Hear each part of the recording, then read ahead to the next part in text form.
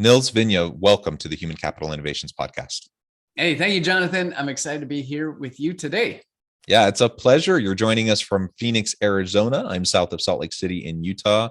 And today we're going to be exploring a really fun topic. We're going to be talking about becoming the CEO of your own career. And we're going to do that by applying the 4 proven pillars of leadership that you've outlined and that you're going to share with me and all of my listeners. So I'm super excited for that. And I really like the idea about being the CEO of your own career and really taking ownership over your own career development. Now, it would be nice if every organization we worked for was really committed to, developing us and preparing us for those next stages in our career. And some organizations actually do that very well, but we can't count on that. And we have to take ownership over preparing ourselves for the future. And that will help us be better employees, better leaders, better managers now, and it will help us to be better in the future. So we're going to be exploring all of that together as we go throughout this conversation today. As we get started, I just wanted to share Nils' bio with everybody. Nils Vinje is a 3-time top 25 customer success influencer in the world, founder of 30dayleadership.com, and author of 30-day leadership playbook. Nils has helped create internal transformation for hundreds of companies, from early stage startups to Fortune 100. But he wasn't always the secret sauce that companies hired to experience massive growth. For the first 10 years of his professional career, he bounced from job to job, not knowing where he fit. After being frustrated, he invested in himself by getting an MBA and in management and organizational behavior. In 2012, Nils became a certified leadership coach and began working with clients to put his newly found wisdom to the test. The results were astounding, and every team that Nils led witnessed a dramatic and drastic change, and he earned a reputation for extracting the born leaders in every organization. He is on a mission to reveal the tremendously untapped leadership in companies and create a ripple effect of transformational change, because behind every successful company is a team of powerful, passionate leaders. I love everything about your bio and your background. That's fantastic. Thank you. Thank you. Yeah. Anything else about yourself, your background, your story that you would like to share with listeners, just in terms of personal context, before we dive on into the topic? Well, it kind of leads into our topic of being the CEO of your career. And as you noted there, in the first 10 years of my career, I absolutely 100% was not. And I was fortunate enough to have someone ask me a very powerful question. And it was one Sunday morning or Saturday morning in grad school. We had an outside speaker come in the first semester, and he came on stage and stood right in the middle, said nothing, and then just paused for like a good 3-4 seconds. Like, it felt like a long time, looked straight into the audience and just asked one question. It said, "Are you the CEO of your career?" And in that moment, it hit me like a ton of bricks. And I was like, what did you just ask? Oh my gosh. And I've immediately started to get angry with myself, because the word and the answer that came out as in response to that question was no. I was not the CEO of my career. And I literally thought my whole 10 years prior flashed before me. And I saw all the mistakes I had made by not being CEO of my career, always waiting for somebody else to tell me what to do, always asking my bosses, where should I go in this org? What should I do? You know my skill set. What kind of role should I play? I was never willing to answer those questions for myself until that Saturday morning. And in that moment, in that seat, in that auditorium, I made the commitment right then and there to never again not be the CEO of my career. And it's been up and to the right trajectory ever since. Yeah, that's fantastic. And I mean, it's when you're new in your career, it's not a bad thing to go to your boss or go to people around you and to get mentorship and advice and direction and leverage their understanding of the organizational context. Like, all of that's fine and completely normal. So I suppose some of that is probably just developmental, as you're starting off. And I suppose all of us in the early stages of our career are going to find that. But that transition at some point does really need to happen, that we need to start to recognize that everyone else that we're contacting, they're also looking out for themselves in their career. And hopefully they're willing to share and to mentor and to put you on a good path. but they don't always have the time or the energy. And, sometimes you're even going to run into that random person. I don't think that's super common, but you're going to run into that random person who for whatever reason is going to try to derail you. It happens. It does happen. And so we just have to be mindful of that reality and mindful of the type of progression that we want to have.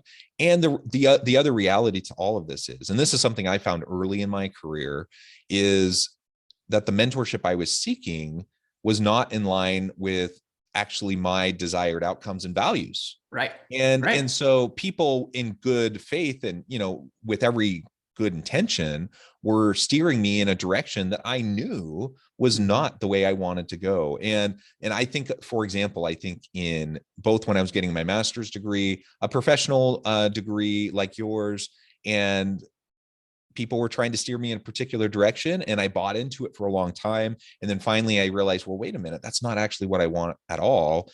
I ended up deciding to go on for my PhD. I decided I want to become a professor. I'm going through the PhD program, and I'm having all of my, my chair and all of the different people around me trying to direct me down a path that worked for them, but I knew wasn't right for me. And so at some point, I don't know, like at some point I bought into, like for a certain amount of time, I bought into it, and I tried to follow their lead. And at some point I came to the realization, like, wait a minute, why am I doing this? Why am I spinning my wheels to live the life and the career of someone else? That's it. And I was able to step back and kind of get on my own trajectory, and it's worked out very well for me.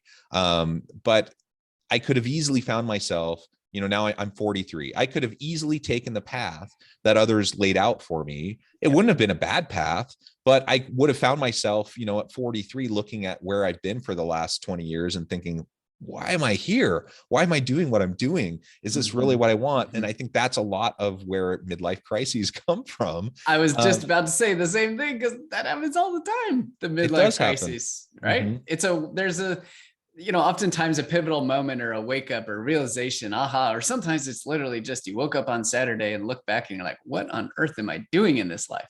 Right. And I've certainly felt that at various points in time. And I was very glad to have gone through the experience when I did, because that changed the trajectory of the next 10 plus years of my career and everything. And it's been great. The key differentiator here is that the world that is out there to support you 100% will support you, but it is not there to guide you. And what I mean is that if you know the destination, if you know the direction, the horizon, like where you're going towards, in other words, being CEO, saying, this is the field that I want to go deep in, this is the expertise I want to acquire, this is the type of role, the type of company, et cetera, that I want to do, then everybody else around you can help you get to that point. But if we simply just show up and say, what should I do? They're going to do exactly what your mentors in that PhD program said, which is, well, here's what I did, so you should do this. And that's the fundamental difference. So the world is there to support you. Your company is there to support you. Your boss is there to support you, but they cannot tell you what to do. That's the key differentiator in the mindset, and why this starts as a mindset thing and just psychologically just shift to, no, it's my call. I know where I want to go. I know where my strengths are. I understand, or as part of the process, kind of get to that point. And then I enlist the help of other people to help me get there. And they will always be willing to help you get there, but you got to start with where I want to go. Yeah. And I don't mean to make this about me, but I'm just thinking about the example of my own early career. And I had to actively defy people in my PhD program who, they're preparing people. I went to a major R1 research university, and they're preparing people to go out and become researchers and go to R1 research universities. Yep. And that's not why I was doing a PhD. I wanted to teach. I wanted to do research too, but I wanted to teach. And I knew I wanted to be at a teaching university. And that really caused problems when I started to kind of own my own path and start to openly disregard what they were telling. the norm. And honestly, it upset people. And at that point, some people around me started to try to undermine me, tried to undercut me because they didn't want me going down that path. And I just had to own it. And I had to be willing to navigate that. And it was challenging at times, but I got out of that program. I got hired at a teaching university, and it was lovely. And then I think about those early days in my time at the teaching university, and my department chairs there. And what are they doing? They have a role to help new faculty get acclimated, onboarded, and to start, their early career path.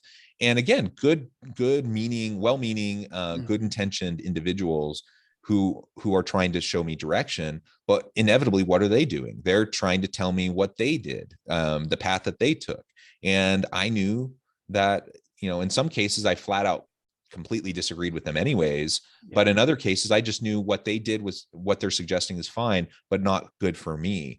And so, taking that time to acknowledge that, and having the courage, perhaps the audacity, as a young early career professional, to say, no, I'm not doing that. And this is what I'm going to do, at times, probably made people look at me and think, who is this entitled little, whatever. But you know what? Over time, I've been able to grow into my academic and teaching career, and it's been fantastic. And because of the path I took, I've been able to do consulting work, and all the other things that I do on the side that have been fantastic. And I'm not sure I would have had much of that had I gone down these other paths. Right. And that is, you made the choice, right? And you have to disregard an awful lot of the perceptions that come as a result of making choices. Now, our, society and people as a whole, there's a whole lot of judgment that goes on all the time, especially inside of organizations. But to be the CEO of your career means to have the confidence that you are the one who can make the call on what's right for you, just as you did, just as I did. You have are the only one who can make the call on the strategic direction of where you're going to go and what's going to fulfill you, because nobody else knows how you think, operate, work, what makes you feel good, what makes you feel bad. Everybody just kind of operates from their own lens. And I think in a lot of times, this is kind of left over from how work used to be done in our relationship, how it used to be with companies, was we gave up everything for the company for our whole career, right? My previous generation before us, typical, my father worked for one company for 35 plus years, and very standard, right? You just kind of commit and you go with what the company tells you to do. And today's world is vastly different from that, where I view it as, if you really are the CEO of your career, and the CEO, let's look at just the definition of this. So CEO of any company, their job is to increase the value of the company for shareholders. Very standard CEO job description. Well, as a CEO of your career, your job is to increase the value of your single greatest asset, which is you. And you do that for your shareholders, and your shareholders are your friends, your family, your network, your company, your customers, right? Those are all your networks. So as you look at this from a different perspective, and think about this from the value of you, because you, as highlighted this perfectly, you're the only thing you're going to be with your entire career. Nobody else. There's not a single other soul that will be with you through your entire career. It's you. So we better make sure that you are happy and you are enjoying things and you are finding fulfillment. And we can do that by taking control. We cannot do that if we abdicate control to somebody else and just say, well, I can't do anything else. I'm just going to do whatever they tell me. Yeah. Amen. And I like how you define that, just again, pointing to the CEO definition and what that means and can look like when we take on that kind of a mantle, a title, a mindset around how we interact with our own career. Now, another thing that I know you talk about, and the way I introduced the topic for this episode, was around the 4 proven pillars of leadership. Yes. If you can outline those for us, and then we can apply it to this idea of being the CEO of our own career. Absolutely. So the 4 pillars are leading yourself, leading others, leading with communication, and leading with metrics. And my job as a leadership coach, is to break down the massive, complex world that is leadership into smaller, bite-sized chunks so that I can provide specific tools in each of these pillars in order to empower leaders with these tools so they can confidently handle any situation. Leading yourself, pillar number one, is kind of where it all starts. And this is heavy on the psychology side, heavy on the things that you own, from how you deal with your time, heavy on the repeatability of the systems that you have in place to support you. This is where that question has to be answered. Are you the CEO of your career? If the answer is no, the reality is, as a leadership coach, I can't really help you very much, right? Because if the answer is no, chances are you're waiting for someone else to tell you what to do. And that's never going to serve you, because whatever they're telling you to do is something that they think is right, but may not align with you, which is a perfect example of what you shared earlier. Right. So that's where the core psychology piece of this comes into play. And I call this bulletproofing your leadership psychology. So there's a number of things and tools to put in place to really lead yourself, because only when you do that does it become easier to lead others. Pillar number two. And this is all about how to create a connected team. Whether you're managing a team of 3 or 300, doesn't matter. There are some principles and core things that you can do to bring a group of people together and create an identity which they've never been part of or experienced before. And it is transformational in how committed they are to you, how committed they are to the team, to the company, et cetera. And in addition to, just creating this incredible team environment, then there's also elements and tools around how to drive the performance of your team. And I have an entire section I go into deep on coaching. So I'm a certified coach, have been for the last 10 years, and I boiled all that down of how to use coaching skills in a business to business context when we're working in a professional environment. This is not specific to life coaching or anything, but in a professional environment, how to use those coaching tools. And they were one of the greatest assets in my leadership toolbox, hands down. So we've gone through leading yourself. It's all about you. Leading others, all about your team. Now, pillar number 3 is leading with communication. This is all about how you communicate the incredible value that you and your team deliver outside of your immediate team. Because here's the rub. Most leaders forget that, and most people in general forget that nobody else outside of your immediate team has any context or any understanding for what you do. And this is true across the board. So you have to be able to clearly articulate and effectively communicate your message and your value in a way that supports everything that you want to do, but in a way that can meet other people where they are, especially when they have zero context about your role. And that is the power of what I call the power of frameworks. And this 4 pillars is an example of a framework. I can take my entire knowledge of leadership, break it down to these 4 pillars, and have a meaningful conversation with someone just based on sharing that framework and then asking a couple questions. So in addition to the framework, we also have presentation skills, right? Critical for any leader, communicating, getting your point across, and rounding it out is all about marketing your leadership, because doing the job as a leader is not enough.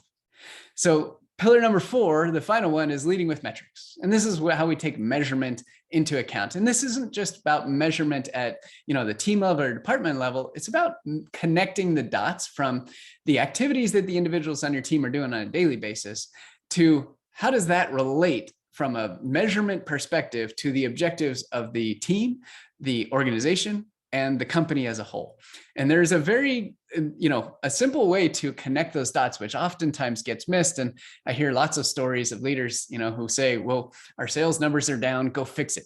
Our churn is too high. We got a problem. It's your responsibility. Go change it. And there's just missing a massive opportunity to use metrics in a meaningful way to drive behavior instead of, just staying at the high level and saying, here's the thing that can't change and hasn't changed, and it's your problem. Go figure it out. So those 4 pillars all serve to support the individuals who are the CEO of their career. Because if you're the CEO of your career, your job is to increase the value of you. You can do that by acquiring tools that will help you solve any situation. And as a leader, any situation is going to come every single day. Yeah. We're going to be dealing with all sorts of things, a wide variety, and the best laid plan almost never happens. Yep. And so whether in business or whether in our personal lives, and again, I think back to my own path, and it's zigzagging all over the place, right? Mm-hmm. Now I have my core kind of principles, my core values, my core desired outcomes, and that's kind of my gold star, and that's the North Star. That's what I'm looking towards. But the path to get there usually for most people is not completely linear. It's not a straight line. You're zigzagging a bit, and you take opportunities as they arise. You learn, you grow, you iterate. Sometimes things don't work the way you think they're going to work. And that's fine. That's perfectly fine. But because of that zigzag, because of that, that give and take of life that everyone has to go through, you have to be ready to encounter all sorts of things that perhaps you aren't even imagining right now. I can't imagine, right now in 2022, I'm a professor. I am an academic. I do research. I do consulting work. My world today is significantly different than my world was even 2 years ago due to the pandemic. And I think, what's it going to look like in all these roles in my life? What's it going to look like in 5 years? What's it going to look like in 10 years? I can't predict that. Like I have guesses. I have, I think well-informed guesses and ideas about the future of work, but ultimately I don't know. And who knows what's going to happen? And likely there are going to be some things that we predict, and there are going to be some things we never even saw coming. And that's just the reality. So we have to prepare ourselves and respond to the challenges as they come. And that's just the reality of it all. One of the things you said a minute ago that I really like, and I'd love for you to maybe go into a little bit more depth on, is the idea of bulletproofing your leadership. If you can speak to that a little bit more, because again, we're all going to have to encounter challenges and problems. And sometimes those are internal struggles and angst. Sometimes that's external coming at us. Regardless, though, we need to have the resilience and the ability to respond. So tell us a little bit more about that. Yeah. So in everything that I teach and have done as a leadership coach, there are always two parts. One is psychology and one is tactics. If you have the right psychology and you don't have the tactics, you're going to be excited, but you're not going to get very far. If you have the right tactics, but you don't have the right psychology, you're going to just change doesn't last, right? So you have to have the right psychology and the right tactics. And as I think about all of these tools, just like we were saying, like, how do I empower leaders with tools to confidently handle any situation? I know that I have to address both psychology level things and I have to address tactic level things and put the two together to make a long lasting change. So the bulletproofing your leadership psychology is all about exactly that. One of the most common leadership challenges from a psychology perspective is the feelings of imposter syndrome. All right, I'm sure you've felt it at various points in time. I have dealt with it many, many times throughout my career. And it has crept up in different ways, and it will continue to do so. But I understand, I acknowledge it now. It used to be a crippling thing for a period of time, but I was able to find ways that helped me to stay focused on what I could control, which is what I am talented to do. And one of the key elements that I love to share, just because it's a wonderful assessment, it's my absolute favorite one, is the Strengthsfinder assessment. And I call this process claiming your strengths. And what that means is that when individuals take the Strengthsfinder assessments from the Gallup organization, this is not related to me at all. I just use the results of it. But when they take that and they look at their top 5 strengths, what the Strengthsfinder assessment essentially does is boil down and give you language to describe what you are naturally talented to do. And everyone has a different set of dominant strengths, what they are naturally talented to do, how they see the world, how they think about problems. And the vast majority of communication issues in the world today come as a result of thinking about things from our perspective, not from someone else's. And so part of your bulletproofing your leadership psychology is becoming more confident about what it is that you are naturally talented to do. I can tell you with 100% confidence exactly what I am most talented to do. And my number one strength is called maximizer. What that means to me is that I can see strengths in other people oftentimes before they see it in themselves, and bringing awareness of strengths to others gives me tremendous satisfaction. So I've built my business over the last 7.5 years working on my own around that number one strength, because I know when I'm in that zone and I have an opportunity to be in that coaching capacity with either an individual or a group or a team or a company, that I'm world-class because that's what I'm built to do. And that was a big learning. And that was actually one of the single greatest things that helped me get over a huge bout I had of imposter syndrome when I was at a VP level inside of a fast-growing SaaS business. And it was claiming my strengths and accepting that there are things that I do not have strengths in, but I know I can find now people who have strengths in those areas, and I can complement my leadership with those. So those are just a couple pieces on the leadership psychology. There's a number of tools that come into play, but ultimately it comes down to, you know, taking the focus away from other people, which is where imposter syndrome and comparison feelings come from, and turning it inward and saying, okay, what is it that I'm naturally talented to do? And thankfully, there are wonderful tools like the Strengthsfinder assessment that can help us do that really easily. Yeah, that's fantastic. I also enjoy Strengthfinders. I think that's a really great tool, and there are many others, as you have alluded to. And ultimately, it's quite a relief, isn't it, to come to the realization that we don't have to be good at everything.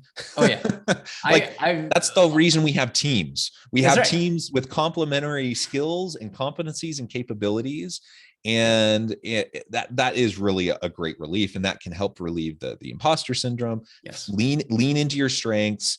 You know, try to, if you have, I think Strengthsfinders refers to it as derailers. If you have derailers, you need to work on those so that they don't short circuit your career, but you don't have to focus on things that aren't as strong. Yeah. Primarily focus on your strengths, and you're going to be in great shape. So I think that's fantastic. That's what it's all about. You know, when you can acknowledge where you do not have strengths and be open and honest about it with other people too, they respect it. Right? And your team will respect it. As a leader, I told my team very plainly, I said, this is what I am most talented to do. And we went through the whole exercise that I do with my clients and whatnot when I was running teams and as an operator. And I share this with my clients as well. Like, be open about it. The more everybody knows about how everybody else works, the better we will work together. And the results that come from people who are doing work that is aligned with their strengths will be exponentially greater than what is normally done, which is typically, you have time, why don't you take on this project? Right. That's the killer. And if we align the work to the strengths, then we have an opportunity to change the game, drive engagement, have some more fun. Right. And everybody benefits as a result. Well said, Nils. This has just been a really fun conversation. I note the time. I'm going to have to let you go here in just a minute. But before we wrap up for today, I wanted to give you a chance to share with listeners how they can connect with you, find out more about your work, and then give us the final word on the topic for today. Absolutely. So if you'd like to get a free digital copy of my best-selling book, 30-Day Leadership Playbook, Your Guide to Becoming the Leader You Have Always Wanted to Be, where I go in detail and outline these 4 pillars that we talked about at a high level today, just go to 30dayleadership.com/book, and you can drop your email in. I will send you a free digital copy right away, and would love to connect with you. If you want to connect and talk about how leadership coaching and training can apply to you or the leaders in your organization, just send me an email at Nils, N-I-L-S, at 30dayleadership.com.